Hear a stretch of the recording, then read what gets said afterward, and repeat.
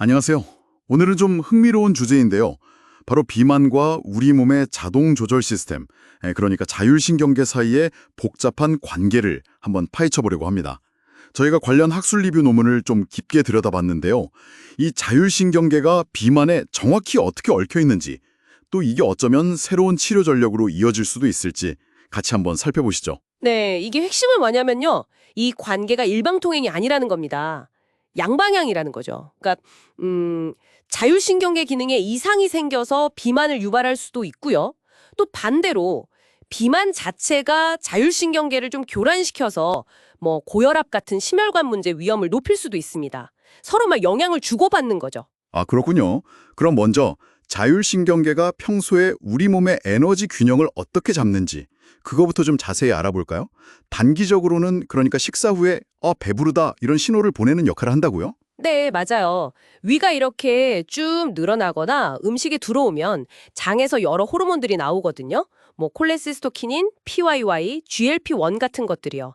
이런 신호들이 이제 미주신경이라는 걸 통해서 뇌로 딱 전달되는 거예요. 이제 그만 먹어라, 이렇게요. 근데 비만인 경우엔 이 시스템이 좀 달라진다면서요? 네네. 그 논문에 따르면 흥미롭게도 비만 상태에서는 이 신호 체계가 좀 고장나기 쉬워요. 예를 들면 배부르다는 신호를 보내는 PYY 같은 특정 호르몬 반응은 좀 약해지고요. 반대로 배고픔을 느끼게 하는 그 그렐린이라는 호르몬은 식사를 한 뒤에도 잘 억제가 안 되는 경향이 나타난다는 거죠. 그럼 포만감을 잘 못 느끼니까 자꾸 과식하게 되고 악순환이네요. 그렇죠. 과식으로 이어질 가능성이 높아지는 거죠. 그럼 단기적인 것 말고요. 장기적인 에너지 조절에도 관여하나요? 에너지를 막 쓰는 역할도 한다고요? 네네. 장기적으로도 중요하죠. 특히 교감신경계, 이게 우리 몸의 엑셀러레이터 같은 역할을 하잖아요. 이 시스템이 지방 조직에 직접 작용을 합니다. 백색 지방에서는 지방 분해를 좀 촉진하고, 특히 중요한 게 갈색 지방인데요.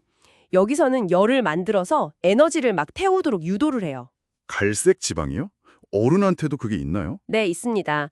성인에게도 있고 또 활성화될 수도 있다는 게 중요하고요. 그리고 아까 식욕 억제 호르몬으로 잠번 언급된 렙틴이라는 것도 이 과정에 관여를 하죠. 아, 렙틴. 근데 비만이면 그 렙틴이 잘 안 듣는 렙틴 저항성이 생긴다고 들었어요? 맞습니다. 근데 여기서 더 복잡한 게 뭐냐면요. 선택적 렙틴 저항성이라는 현상이 나타날 수 있다는 거예요. 이게 뭐냐면 렙틴의 원래 기능인 식욕 억제나 체중 감량 효과는 잘 안 들어요. 저항성이 생겨서요. 그런데 교감신경을 흥분시키는 효과는 또 그대로 유지가 되는 거죠.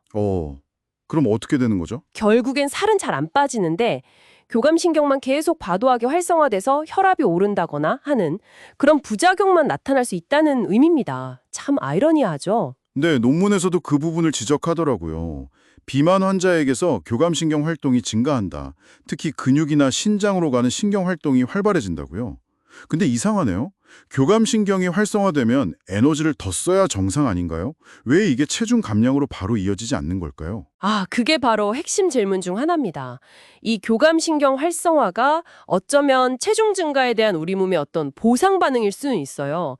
그런데 문제는 이게 실제 에너지 소비를 막 들리는 데는 생각보다 비효율적일 수 있다는 거죠.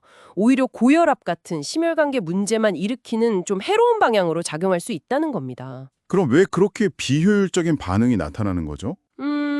몇 가지 가능한 기전들이 제시되는데요. 아까 말씀드린 그 선택적 렙틴 저항성도 원인일 수 있고요.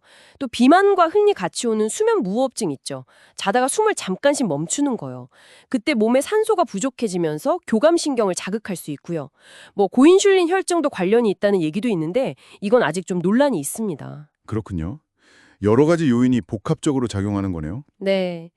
다행인 점은 그래도 체중을 감량하면 이런 과도한 교감신경 활동이 어느 정도는 정상으로 돌아올 수 있다는 연구 결과들이 있다는 겁니다. 그렇다면 이걸 역으로 이용해서 이 자율신경계를 직접 조절해서 비만을 치료하려는 그런 시도도 당연히 있겠군요. 네, 맞습니다.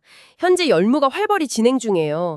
예를 들어서 미주신경을 전기적으로 자극하거나 VNS 아니면 아예 신호 전달을 차단해서 V블록으로 포만감을 좀 조절하거나 위의 음식물 배출 속도를 늦춰서 체중 감량을 유도하려는 시도들이 있습니다. 효과는 어떤가요?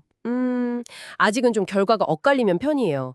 미주신경 차단술 같은 경우 어떤 연구에서는 꽤 효과를 보였는데 또 다른 연구에서는 위약군이랑 큰 차이가 없었다는 보고도 있어서요. 아직 확실하게 말하기는 좀 이릅니다. 그럼 교감신경 쪽은요?